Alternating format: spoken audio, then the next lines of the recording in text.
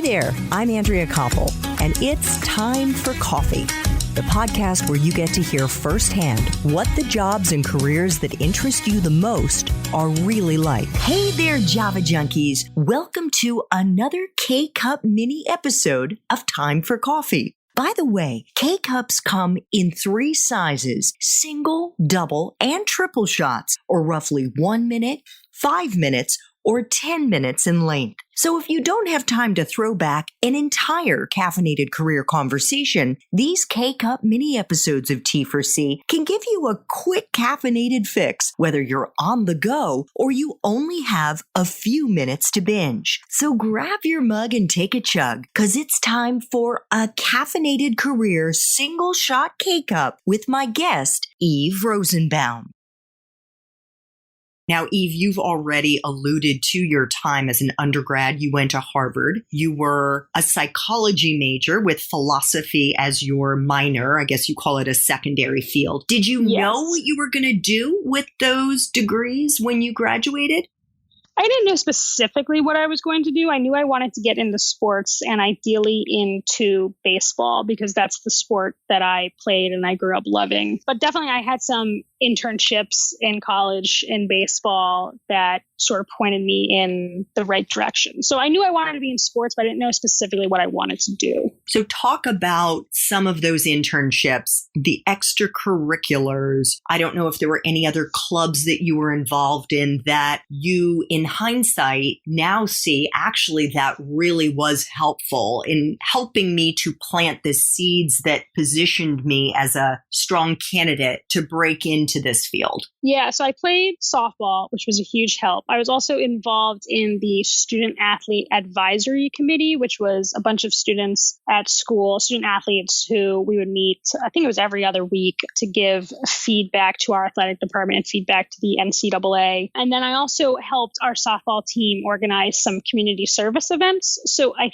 think, being an athlete, but then also being involved in my community helped me get a summer internship with the Boston Red Sox for one summer when I was at school. And then at that internship, I was doing more business operations. It was nothing like what I do now on the baseball side. It was business operations, but that got my foot in the door. Once I had my foot in the door, I said, okay, I'm going to hit this out of the park. I'm going to be a really good intern. And I was, and my boss liked me and they had me back throughout the school year to help with various projects. And then that in turn helps me then get an internship with MLB with the commissioner's office. And that was in baseball operations, which is what I do now. And then after college, I went to work at the NFL, which was a great job and I loved it. And they had a great program, the junior rotational program that I got to do, which was a 2-year program where you spend 6 months working in different departments. And that was perfect for me because I knew I wanted to be in sports, but I didn't know specifically what I wanted to do. And then after I'd been at the NFL for a couple of years, one of the guys who I had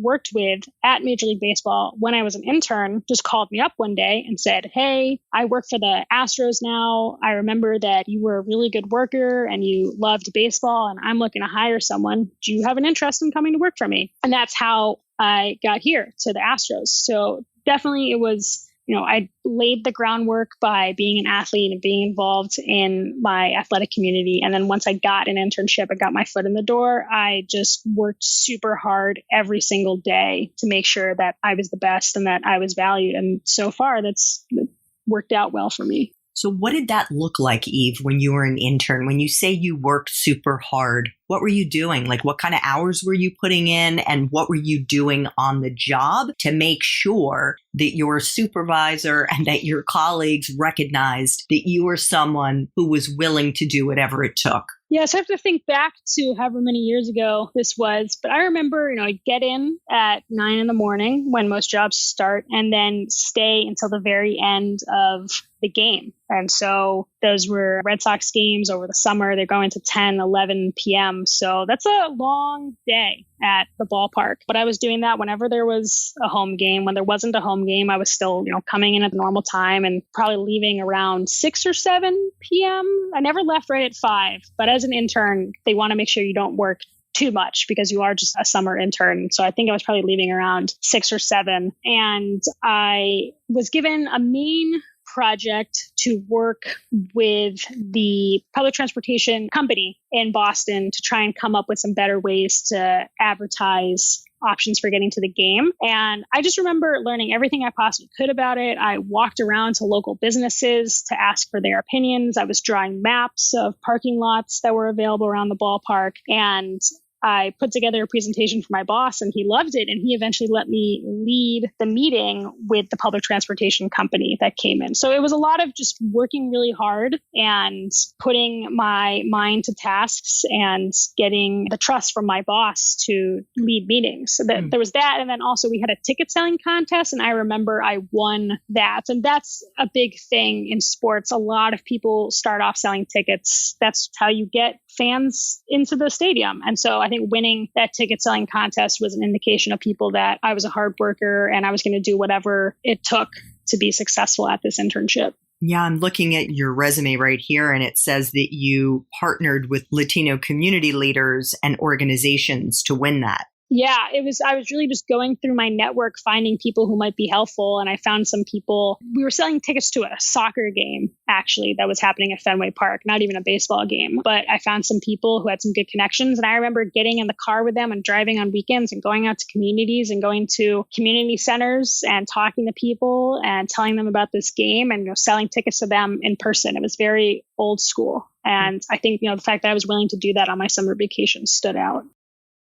Thanks for tuning in to this K-Cup mini episode of Time for Coffee. If you want to listen to our entire caffeinated career conversation, please check out the show notes for this episode. Thanks so much for listening to Time for Coffee, where the professionals in the jobs that most interest you always have time to grab coffee 24/7, no matter where you live. I have one quick favor to ask you. Remember to rate, review, and subscribe to Time for Coffee. Thanks so much.